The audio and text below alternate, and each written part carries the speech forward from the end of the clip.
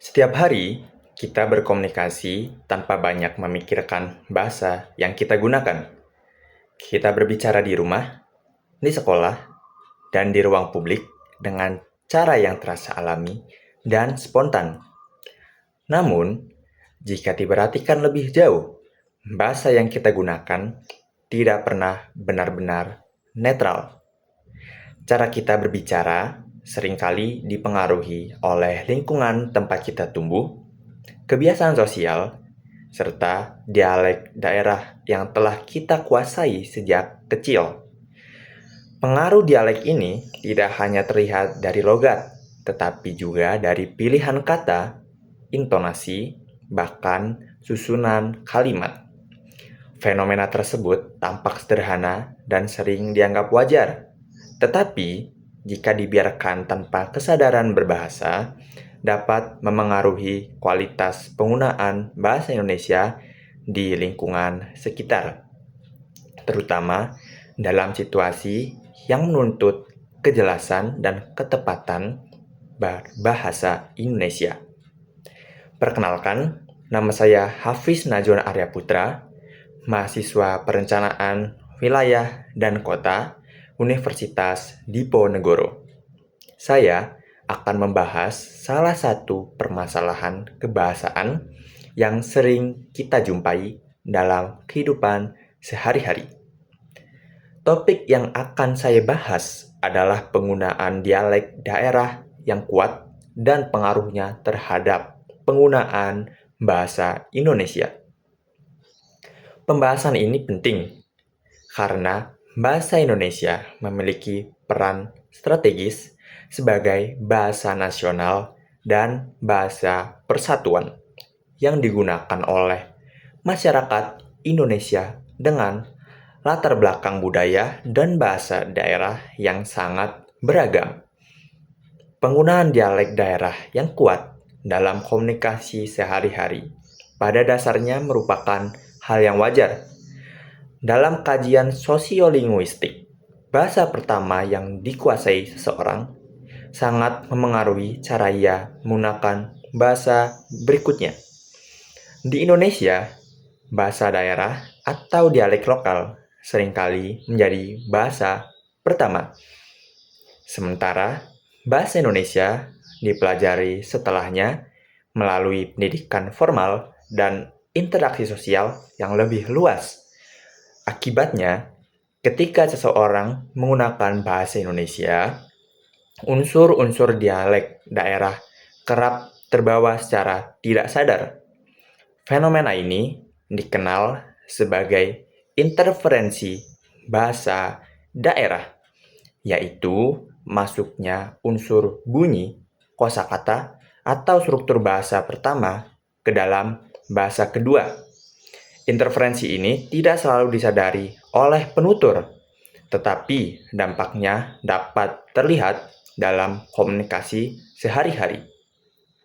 Berbagai penelitian linguistik menunjukkan bahwa interferensi bahasa daerah menjadi salah satu penyebab utama ketidaksesuaian penggunaan bahasa Indonesia, baik secara lisan maupun tulisan. Interferensi ini dapat berupa penggunaan kata tidak baku, kalimat yang kurang efektif, serta struktur bahasa yang tidak sesuai dengan kaidah bahasa Indonesia. Fenomena penggunaan dialek yang kuat dapat ditemukan di berbagai lingkungan sosial. Di lingkungan mahasiswa misalnya, saat presentasi atau diskusi kelas masih sering ditemui mahasiswa yang menjelaskan materi menggunakan bahasa Indonesia, tetapi mencampurkan kosakata daerah atau menggunakan intonasi dialek yang kuat. Akibatnya, sebagian peserta diskusi dari daerah lain membutuhkan waktu yang lebih lama untuk memahami maksud pembicaraan. Di lingkungan sekolah, khususnya pada tingkat remaja, penggunaan dialek daerah sering terbawa ke dalam kegiatan belajar mengajar. Hal ini terlihat ketika siswa menyampaikan pendapat di kelas dengan struktur kalimat yang kurang baku atau menggunakan istilah daerah yang tidak dipahami oleh semua siswa. Kondisi ini dapat menghambat proses pembelajaran dan mengurangi efektivitas komunikasi di kelas. Sementara itu, di lingkungan masyarakat dan tempat kerja, penggunaan dialek yang terlalu dominan juga dapat menimbulkan kendala. Dalam pelayanan publik, rapat kerja, atau kegiatan kemasyarakatan, bahasa Indonesia yang terlalu dipengaruhi dialek tertentu berpotensi menimbulkan kesalahpahaman, terutama jika peserta komunikasi berasal dari latar belakang daerah yang berbeda. Contoh-contoh tersebut menunjukkan bahwa penggunaan dialek yang kuat bukan hanya terjadi pada satu kelompok tertentu, melainkan merupakan fenomena umum dalam masyarakat Indonesia yang multibahasa. Jika tidak disertai dengan kesadaran berbahasa, penggunaan dialek yang terlalu dominan dapat menimbulkan beberapa dampak. Pertama, pesan yang disampaikan menjadi kurang jelas dan kurang efektif. Kedua, fungsi bahasa Indonesia sebagai bahasa pemersatu dapat melemah karena tidak semua penutur memiliki latar belakang dialek yang sama. Selain itu, dalam konteks pendidikan dan dunia profesional, kemampuan menggunakan bahasa Indonesia yang baik dan benar menjadi salah satu indikator kompetensi komunikasi. Ketika seseorang terbiasa menggunakan bahasa yang tidak sesuai konteks, ia dapat mengalami kesulitan dalam situasi formal seperti presentasi, wawancara, atau penulisan laporan resmi. Namun, perlu ditekankan bahwa dialek daerah bukanlah sesuatu yang harus dihindari atau dihilangkan. Dialek merupakan bagian dari identitas budaya dan kekayaan bangsa. Permasalahan yang muncul bukan pada keberadaan dialek, melainkan pada ketidaktepatan penggunaannya dalam konteks tertentu. Melihat kondisi tersebut, marilah kita mulai membangun kesadaran berbahasa yang lebih baik.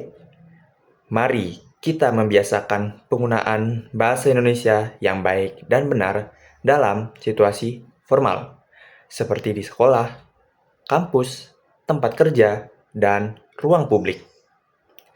Marilah kita juga lebih peka terhadap konteks dan lawan bicara. Menggunakan dialek daerah di lingkungan keluarga atau komunitas lokal adalah hal yang wajar. Tetapi, menyesuaikan bahasa ketika berada di lingkungan yang lebih beragam merupakan bentuk sikap saling menghargai. Selain itu, mari kita meningkatkan kepedulian terhadap kaidah bahasa Indonesia, baik dalam berbicara maupun menulis. Dengan bahasa yang jelas, runtut, dan sesuai kaidah, komunikasi akan berjalan lebih efektif dan inklusif. Marilah kita menjadikan bahasa Indonesia sebagai kebanggaan bersama, tanpa harus meninggalkan dialek daerah. Keduanya dapat berjalan berdampingan jika digunakan secara proporsional dan sesuai konteks. Pada akhirnya, cara kita berbahasa mencerminkan cara kita menghargai diri sendiri, orang lain, dan identitas bangsa. Dialek daerah adalah kekayaan yang patut dijaga, sementara bahasa Indonesia adalah jembatan yang menyatukan kita semua. Dengan menggunakan bahasa secara bijak dan sesuai konteks, kita tidak harus memilih salah satu dan meninggalkan yang lain. Kita justru dapat menjaga keduanya berjalan berdampingan. Mari mulai dari diri sendiri, dari kebiasaan kecil untuk berbahasa dengan lebih sadar, lebih tepat, dan lebih bertanggung jawab.